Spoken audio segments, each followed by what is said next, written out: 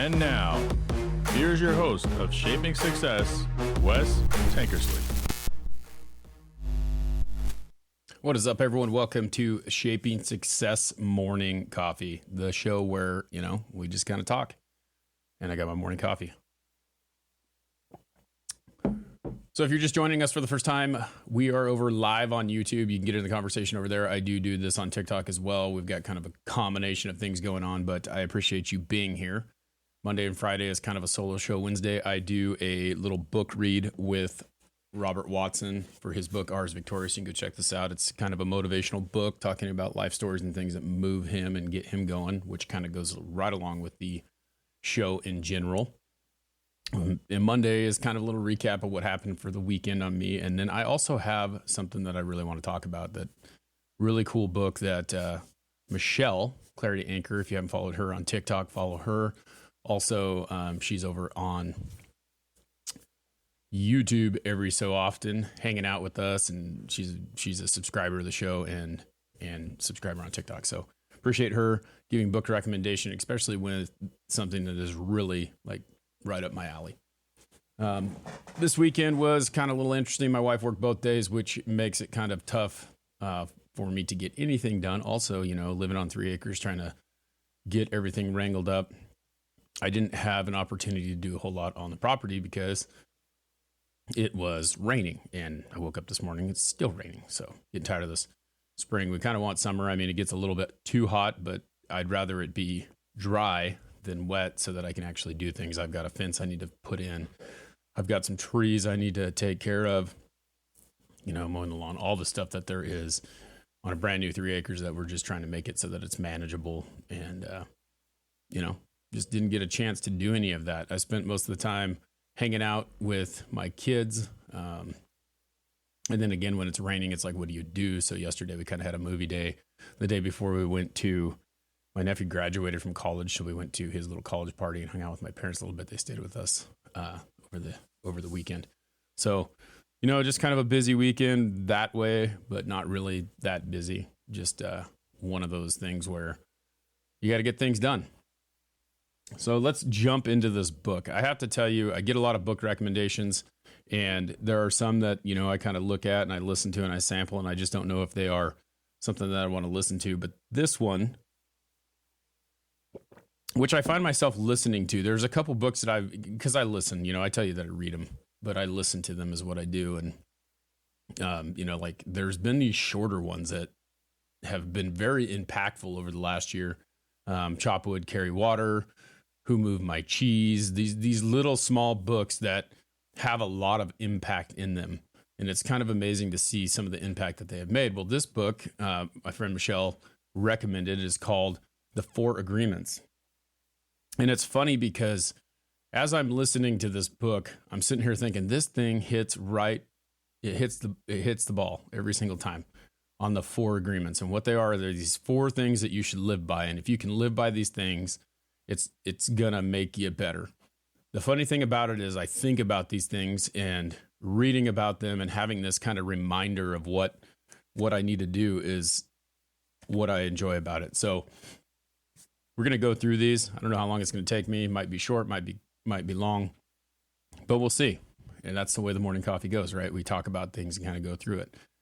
This was so impactful to me that I'm actually going to take this and I'm going to print this off, or I'm going to write this down and have these right in my dash every single day, because I find myself having conversations with people or going throughout my day and thinking about the things that I do. And then I'll have a conversation with someone and it'll really get to me and it'll really bother me, or I'll start thinking a way that I shouldn't be thinking. And what happens is it puts you in that negative headspace. And so thinking about these things is very helpful in making it better for me. And it's a process, right? Because these are 4 things that I want to live by, but it doesn't always mean that it's easy, and it doesn't always mean that you can do it, because you always can get yourself back in that headspace.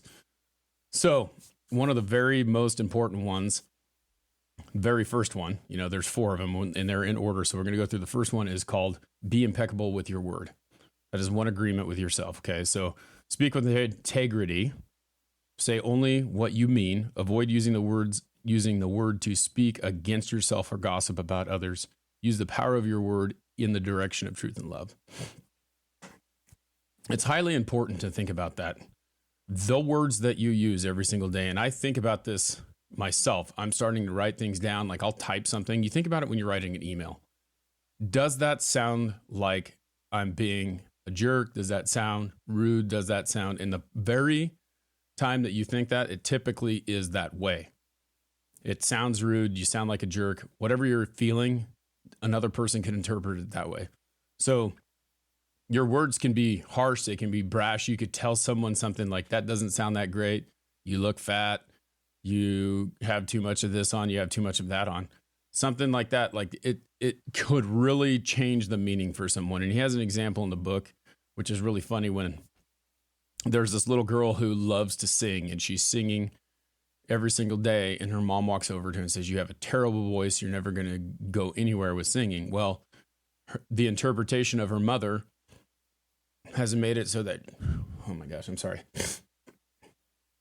that she never wants to sing again, right? So she has crushed the dream of this little kid who has decided that they are not good at singing because the mother told her. And maybe the mother was just annoyed by the kid singing all the time. Maybe the kid had a really good voice, but her interpretation of this has ruined the dream of someone else. So think about the words that you use and how you say them, and have integrity in what you're doing, okay? Be impeccable with your word. Understand that your words are weapons, and, you have to be careful with that. And it's funny because there's so many people in this world who use their words as weapons purposefully to hurt you. Which comes to the next agreement, okay? So the second agreement is don't take anything personally, because that's the first thing that we do. I sit there and I think about, we were talking about emails, right? And reading those emails and going through them, and how you could perceive yourself as one way or someone else could take that as something. That's what I hate about text, because verbally, it means a little bit more than it does when you're typing it out. Like, you can interpret things. You can't read things like body language or hair inflection and voice or things like that.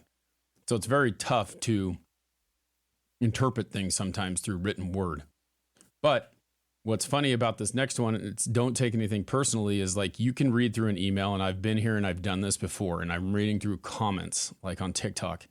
And as I'm reading through it, I'm realizing that this person didn't mean what I interpreted it as. Okay. So like, I'm making an assumption based off of the word. And then I realize when I read it through 2 or 3 times, my reaction isn't the same the second or third time, and they could have meant something completely different. So don't take anything personally. Nothing others do is because of you. What others say and do is a projection of their own reality. So people project on you, and they make you feel a certain way because they feel a certain way. We've talked about that quite a bit. When you're immune to the opinions and actions of others, you won't be a victim of needless suffering. So, taking those reactions of those people, taking those criticisms, taking whatever that is, when you take that personally, how does that make you feel? What does it do to you? It can destroy you, right? Just like being impeccable with your word. When you take that personally, that poor child who got told that they were a terrible singer decided that they would never sing again. They would never want to do that again because someone ruined that dream for them. She took it personally, right? Instead of knowing that she could make it better or having the opportunity to become a better singer. If you're a 5-year-old kid and someone tells you you're never going to be a good singer, you haven't even learned how to talk yet. You haven't even got through those functions yet. I look at my 2-year-old who says stuff to me all day. He has a lot of words. He just cannot get them out the way that they're supposed to be. He knows how to communicate. I just don't understand him. So as a child, when you tell them that they can't do something, or they will never be this, or they will never be that, you're kind of crushing those dreams that they have. And that could be along with an adult or anything like that. Just because you can't do it now doesn't mean that you can't do it then. So if you take it personally, it could stop you. Okay. So that's a tough one. That's a crazy one to understand, but it is very, very true. Okay. So we take a lot of things personally. I know I do all the time. I think about how someone is sitting there telling me how to do something when they don't even know how to do it themselves. And then I start to go down this rabbit hole where it becomes me against them. And next thing you know, you're just not in a good space. Okay, so first two, be impeccable with your word. Second, don't take anything personally. Here's the third agreement, okay? Don't make assumptions. Find the courage to ask a question, express what you really want. Communicate with others as clearly as you can and avoid misunderstandings, sadness, and drama. With just this one agreement, you can completely transform your life. We make assumptions all the time. When someone says something, just like, it's funny how these kind of just like all ladder off of each other and they all go back. Because if you take something personally, typically what you're doing is making an assumption about what is said. So again, back to the email thing. As you're reading through that email, you're making an assumption. And I do this all the time because I'm always trying to unwind the situation. So if I sold someone a product and I'm sitting there going and I'm reading through the email and then they're telling me that they don't like the color that they chose, I'm immediately going to the fact that they want me to replace it and they want me to pay for it, which costs me money. A lot of times they're like, well, and you just have that conversation when you walk into the house with them and you're like, okay, so what don't you like about it? What is this and that? You go, I know I picked it. This is my fault. I want to pay for it. I want to make sure, like it doesn't, you make the assumption that they're wanting something from you when in reality, all they really want is something different and they want to make a choice because they made a bad choice. That's something that I can get into, and then I can get in my head and it's like, oh my gosh, here we go again. I got to pay for this thing. It's not, and that's just one example of how you can make that assumption. There are times when your assumptions are correct, but if you go into it with a negative assumption, a negative effect, what's going to happen, right? How are you going to go about it? And so a lot of times the things that you build up in your head that you assume are not really the reality of the situation. So don't make those assumptions. It's tough to not do that. I get it. I understand it. But we get in that way. And then next thing you know, you're in a negative headspace again.